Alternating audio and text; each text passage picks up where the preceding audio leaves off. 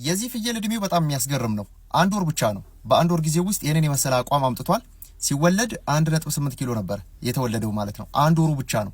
ከዚህ ቀደም እንግዲህ አንድ ቪዲዮ ሰርቼላችሁ ነበረ። እኔ ለካ እንደ ትልቅ ማየው ነገር ለካ በአንድ ወሩ እንደዚህ ማምጣት ይቻላልና ወደፊት እንግዲህ እንደነዚህ አይነት ለስጋ የሚሆኑ ፍየሎችን በተለይ ወጠጤዎችን ለማቅረብ ምን ያክል እንግዲህ መስራት እንዳለብን ይሄ ፎቶ አመልካች ነውና እድሜው በጣም ትንሽ ነው። እንደምትመለከቱት ግዝፈቱ በነገራችን ላይ ግን አንድ ብቻ ነው የተወለደው፣ ሁለት አይደለም። መንታ ሆኖ እንደዚህ አይደለም። ነገር ግን አንድ ብቻ ነው የተወለደው፣ ብቻውን የተወለደው። ነገር ግን እንደምትመለከቱት ደግሞ ደስ የሚል አቋም በአጭር ጊዜ ውስጥ አምጥቷል። አንድ ዝርያ ሁለተኛ ኒውትሪሽን ነው ብዬ አስባለሁኝ።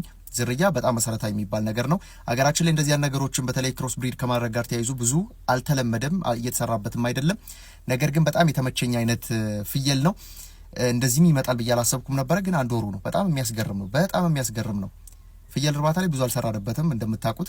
ስለዚህ ሁላችሁም ፍየል ማርባት የምትፈልጉ ካላችሁ እና እዚህ ስራ ላይ መሰማራት ከፈለጋችሁ ዝም ብሎ ፍየል ማዋለድ ወይም ደግሞ ማባዛት ብቻ ሳይሆን እንደነዚህ አይነት ፍየሎችን በአጭር ጊዜ ውስጥ ለገበያውም ደግሞ ማቅረብ በጣም አስፈላጊ ነው። ከጀርባ እንግዲህ የምትመለከቱት ይሄ ዝርያ ታውቁታላችሁ ሁላችሁም።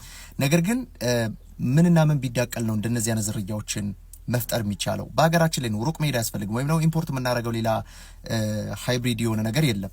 ስለዚህ ሀገራችን ላይ ያሉትን ፒውሮቹን ወደ ክሮስ ብሪድ እያደረግን ወደምንፈልግበት አላማ፣ ዋናው የምንፈልገው እንግዲህ ለስጋ ማቅረብ ነው በአጭር ጊዜ ውስጥ። ስለዚህ በአጭር ጊዜ ውስጥ ከፍተኛ ክብደት ይዘው ወጥተው ተመልከቱት። ይሄ በቃ ሙልት ያለ አይነት ፍየል ነው። በጣም የሚያስገርም አይነት ፍየል ነው። ብቻ በጣም ገርሞኝ ነው ያቀረብኩላችሁ። በቀጣይ የተለያዩ መረጃዎችን ለቅላችኋለሁ። ይመቻችሁ።